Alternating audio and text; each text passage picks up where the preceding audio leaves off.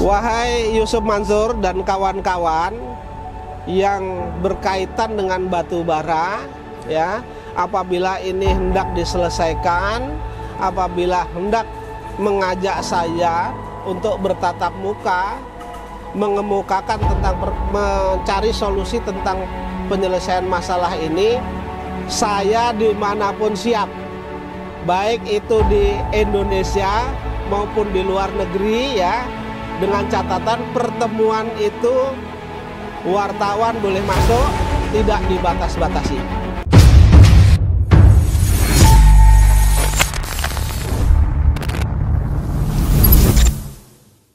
Bismillahirrahmanirrahim. Assalamualaikum warahmatullahi wabarakatuh. Kembali lagi bersama saya Khalid Al-Walid di channel YouTube Cahaya Islam. Kali ini kami bertemu langsung dengan Pak Zaini Mustafa karena beliau ada kepentingan di Solo. Jadi kami sempatkan waktu untuk kemudian bertemu dengan Pak Zaini dan mewawancarai beliau terkait dengan perkembangan kasus dari investasi batubara ya Pak Zaini ya. Baik. Untuk ya, penggugat di sini dalam hal ini ada Ibu Elis ya. Ibu Elis Siti Rohmah ya. Siap. Oke, Pak Zaini Mustafa juga dengar-dengar ini kan tanggal 25 katanya mau ada sidang lagi ya Pak ya? Betul ya. Oke, terkait dengan hal itu yang bisa disampaikan Pak Zaini untuk perkembangan kasus dari Ibu Elis sendiri Pak Zaini? Ya, jadi kasus Bu Elis itu sampai dengan saat ini kan sudah masuk gugatan ke Pengadilan Negeri Bogor ya. Kota Bogor itu sudah cukup lama. Kemudian prosesnya verifikasi sudah selesai. Kemudian berkaitan dengan pihak-pihak yang tidak hadir, termasuk juga turut tergugat, pondok pesantren Darul Quran juga sudah dipanggil secara layak begitu ya. Terus kemudian pihak-pihak yang alamatnya sudah pindah dan lain sebagainya sudah diumumkan lewat koran. Sehingga karena itu sudah dilewati semua, maka masuklah kepada mediasi. Nah, di dalam mediasi ini yang hadir pertama ketika mediasi adalah tergugat 4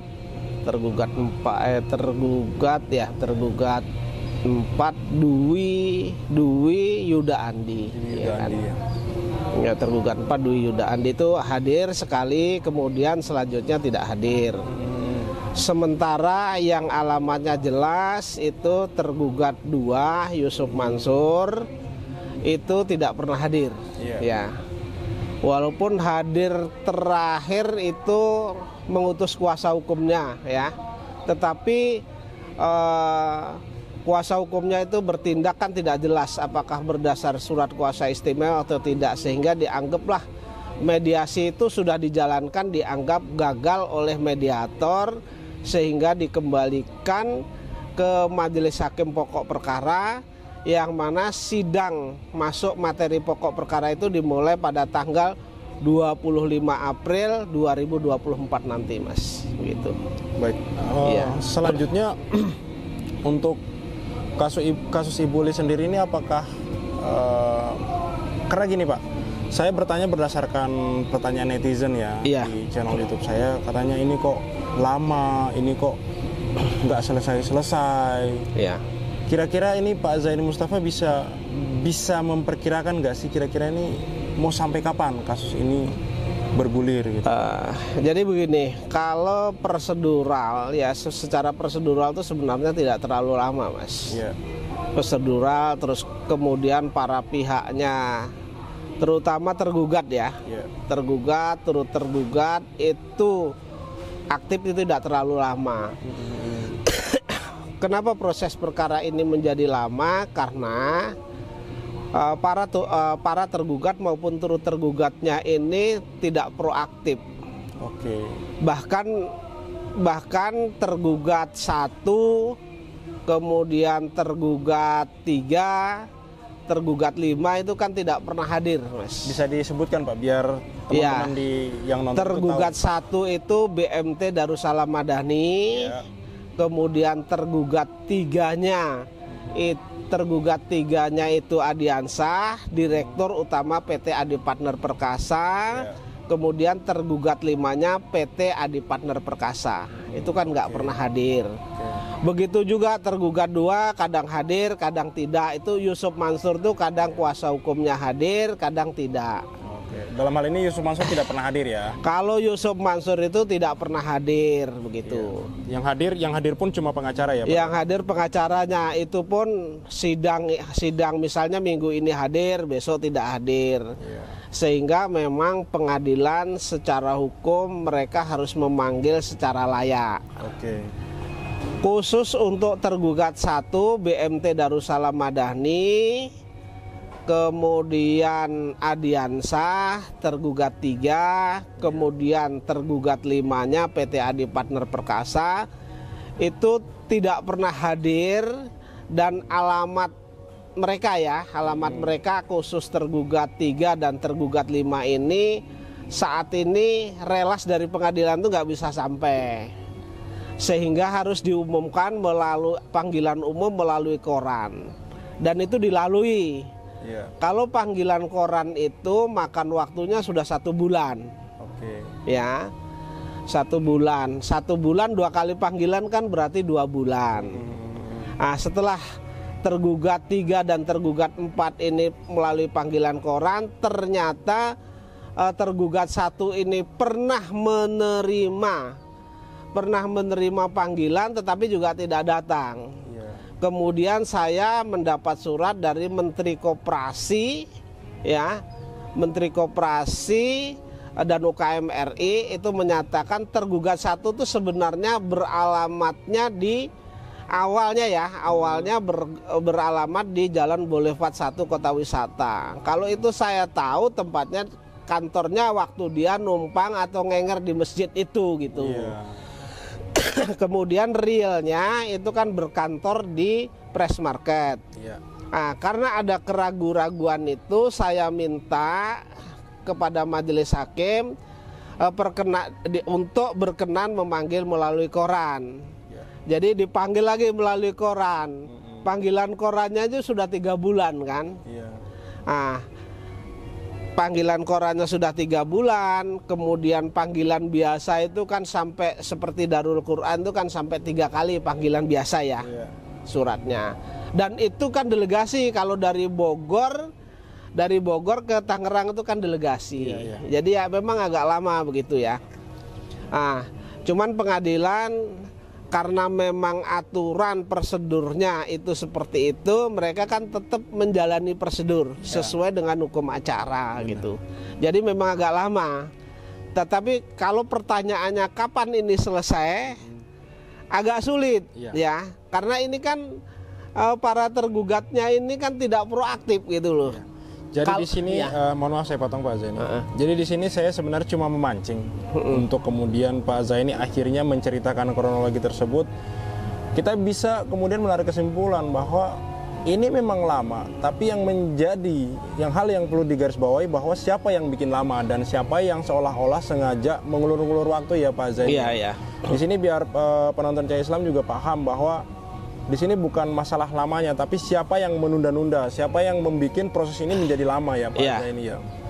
Terutama tergugat katakanlah Yusuf Mansur kuasa hukumnya kadang datang kadang tidak, kan harus dipanggil lagi. Terus kemudian yang tidak pernah datang sama sekali yang berkaitan dengan Yusuf Mansur adalah tergugat 5. Tergugat 5 ini kan komisaris utamanya Yusuf Mansur. Nanti akan saya buktikan di pengadilan bahwa dia menjadi komisaris. Itu memang tidak pernah datang. Jadi menurut saya ini adalah sebenarnya kenapa ini lama, ada kolaborasi di antara para tergugat ini. Bagaimana perkaranya ini lama, kemudian saya jenuh sebagai pengacara, kemudian penggugat juga jenuh, ya kan? Mereka berharap perkara ini hilang saja. Tapi itu tidak berlaku untuk saya. Sebatas proses hukumnya tetap berjalan sesuai dengan ketentuan hukum acara, ya kan? Berapapun lamanya, apakah itu 1 tahun, apakah 2 tahun, tetap saya tunggu, Mas. Seperti perkara saya sendiri yang di Jakarta Selatan itu sama prosesnya seperti itu. Ada yang datang, enggak, dipanggil lewat koran dan lain sebagainya, itu 1 tahun lebih itu. Tapi akhirnya ada putusan yang sekarang kan sedang proses di kasasi di Mahkamah Agung. Sudah kasasi ya. Jadi saya tidak akan termasuk jebakan daripada tergugat-tergugat ini. Saya sudah tahu memang posisinya seperti itu gitu loh. Nah, ini pengalaman saya di investasi batu bara. 2009 itu gagal bayar, kemudian 2010 awal Yusuf Mansur datang yang berjanji ingin membereskan, ya kan? Nah, kemudian dicicil sedikit, lama-lama hilang. Pengennya seperti itu gitu loh. Iya. Tapi ini kan ibaratnya begini Mas, kalau saya punya filsafat, kalau sudah saya menahkodai perahu, ketika ini layar sudah berkembang, walaupun badai menghantam dan lain sebagainya, saya tetap jalan dalam perkara ini. Benar. Dan ini tujuannya memang bukan hanya menang atau kalah. Tujuan saya adalah bagaimana menyelamatkan umat, ya, terutama umat. Pada khususnya itu umat, tapi pada umumnya bangsa Indonesia lah gitu ya. Masyarakat Indonesia jangan sampai lagi nanti mengalami hal yang seperti ini. Sebenarnya lebih kepada penipuan sih sebenarnya ini. Jadi ada penipuan, mereka mengatakan Yusuf Mansur dan kawan-kawan itu ada bisnis, ternyata bisnisnya pun mereka mungkin kalau suruh nunjukkan legal, dokumen legalnya sampai dengan saat ini nggak bisa. Kalau mereka bisa menunjukkan itu, kemudian mereka bisa menunjukkan akibat penyebab kerugiannya, tentu mereka datang. Tapi karena ini bisnis yang batu bara yang digugat ini, kan saya sebagai investor juga di sana. Ini adalah bisnis bohong-bohongan, bisnis yang dari awal sudah disengaja untuk menipu umat. Walaupun ini sadisnya lagi dilakukan di dalam Masjid Darussalam, di dalam masjid, di mimbar Masjid Darussalam, ya, yang melakukan mengaku sebagai Ustadz Yusuf Mansur, begitu. Dalam hal ini kan Yusuf Mansur, Pak Zaini melihat dengan mata kepala sendiri ya. Oh, saya melihat karena kan kebetulan sebenarnya saya ini awalnya bersama teman-teman ya, sebenarnya banyak warga kota wisata, jamaah yang datang ke kota wisata itu sebenarnya memperbaiki diri, Mas. Ya, kalau dulu kurang baik, kita perbaiki diri, masuk ke masjid, kemudian ingin sholat 5 waktu berjamaah, ya kan? Ingin menuntut ilmu agama yang bagus, tapi ternyata Yusuf Mansur masuk justru dirusak begitu. Jadi ukhuwah kami pun di antara jamaah itu menjadi berantakan. Ya gitu. Yang saya ingin tarik dari cerita ini adalah kenapa Yusuf Mansur yang dulu begitu semangatnya bertemu dengan jamaah Masjid Darussalam, ya kan, yang mana Pak Zaini sendiri bercerita bahwa melihat dengan mata kepala sendiri, berceramah di sana, menceritakan tentang batu bara kan. Iya. Presentasi, lebih tepatnya itu bukan ceramah dia, presentasi bisnis. Kalau ceramah itu kan mengajarkan kita tentang agama, bagaimana kita berperilaku dan sebagainya. Tetapi kalau Yusuf Mansur ini memang pada awalnya memang ada ceramah, ya, tapi tetap aja sodakoh. Terus kemudian ngambil uang umat, ya. Umat di situ ada sodakoh, sempat ada sedekahnya juga. Pernah Yusuf Mansur masuk ke situ mengajarkan tentang sodako dan lain sebagainya. Saya masih ingat ada mobil juga premium waktu itu warnanya merah maron yang disedekahkan. Apakah itu benar orang bersedekah atau mancing, saya tidak tahu. Dan ada beberapa orang juga yang lepas cincin dan lain sebagainya, itu ada di sana.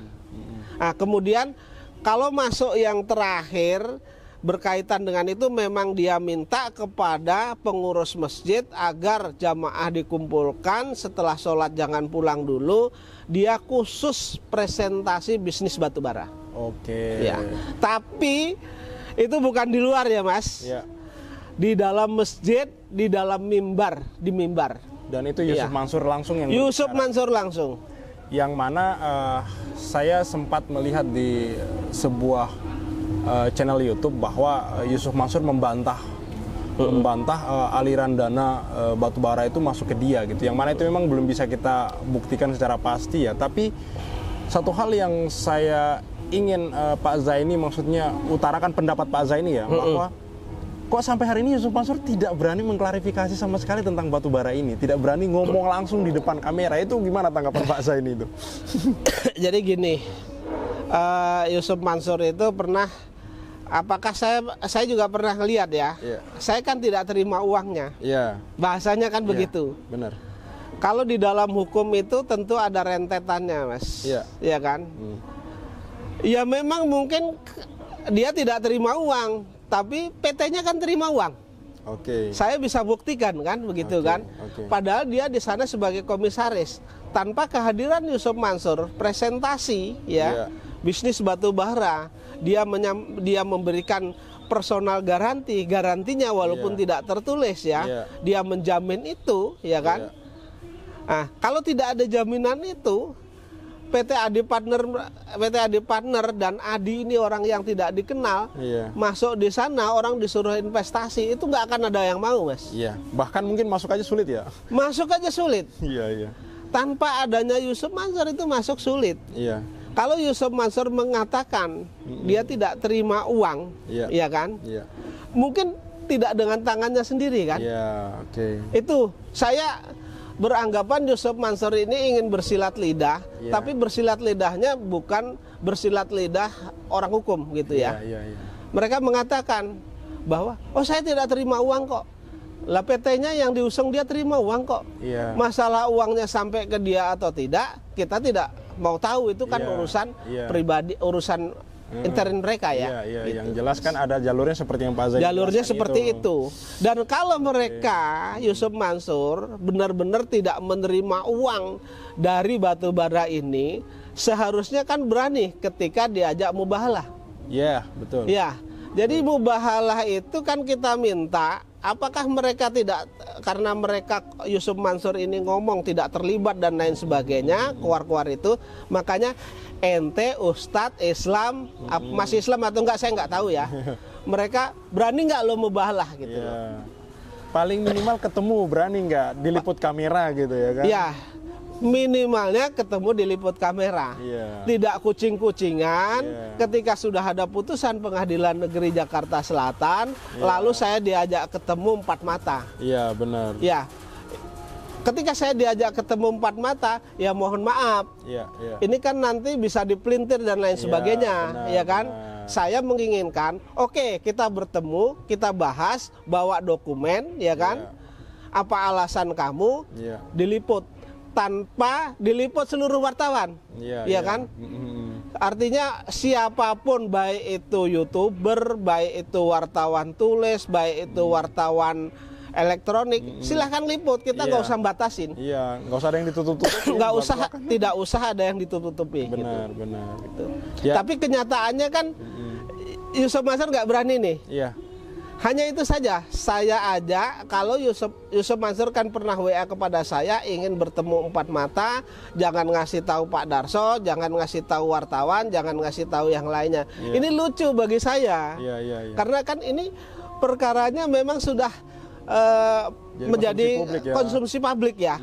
Dan saya juga berbicara untuk publik gitu loh. Kalau ini ditutupi kan lucu. Agak aneh, nanti orang akan timbul persepsi ini apa, Zaini ada apa? Nanti saya akan timbul fitnah terhadap saya, ya kan?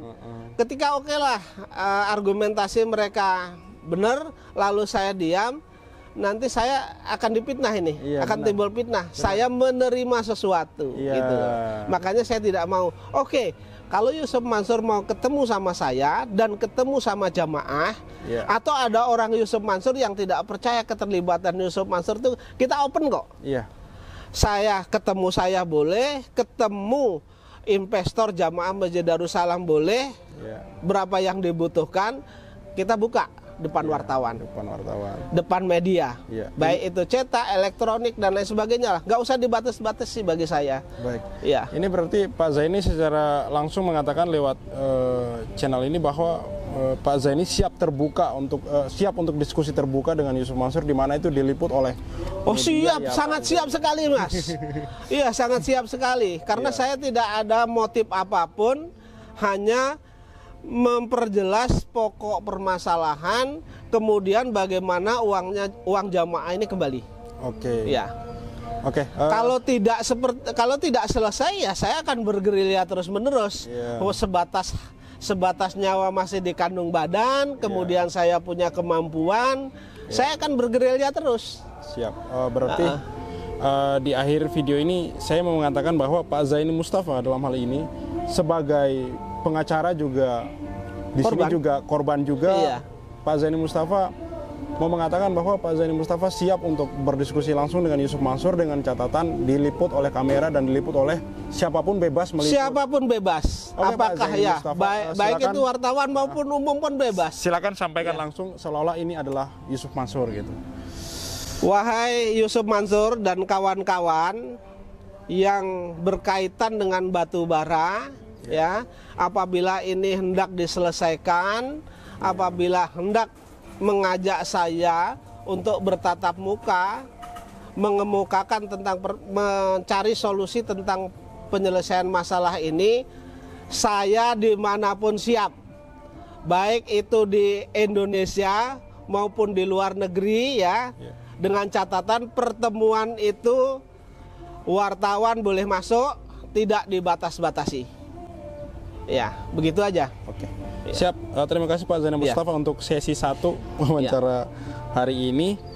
Begitu ya teman-teman. Jadi mengenai perkembangan kasus perdata yang memakan waktu yang mungkin cukup lama bagi kita, ini sudah dijelaskan oleh Pak Zaini Mustafa bahwa pihak yang mengulur-ngulur waktu itu sendiri adalah pihak tergugat. Dalam hal ini adalah Yusuf Mansur dan kawan-kawan.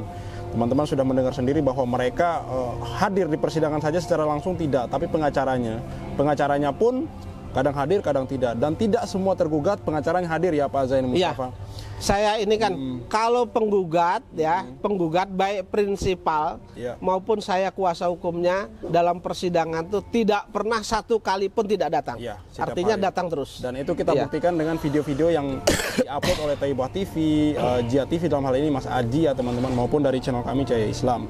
Terus yang kedua di sini Pak Zaini Mustafa siap untuk diskusi secara langsung dan terbuka dengan Yusuf Mansur dan kawan-kawan ataupun pihak Yusuf Mansur dan kawan-kawan. Dalam arti saya bisa menarik kesimpulan bahwa Pak Zaini Mustafa berani.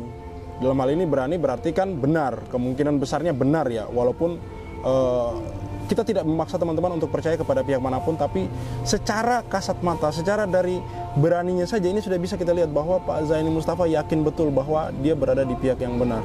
Berani karena benar teman-teman. Baik, silahkan tulis pesan-pesannya maupun silahkan di-share video-video dari kami, karena ini sangat membantu perjuangan Pak Zaini Mustafa dan Pak Darso Arif maupun kawan-kawan yang lain teman-teman. Silahkan tulis pendapatnya di kolom komentar. Saya Al-Walid undur diri. Wassalamualaikum warahmatullahi wabarakatuh. See you on the next videos.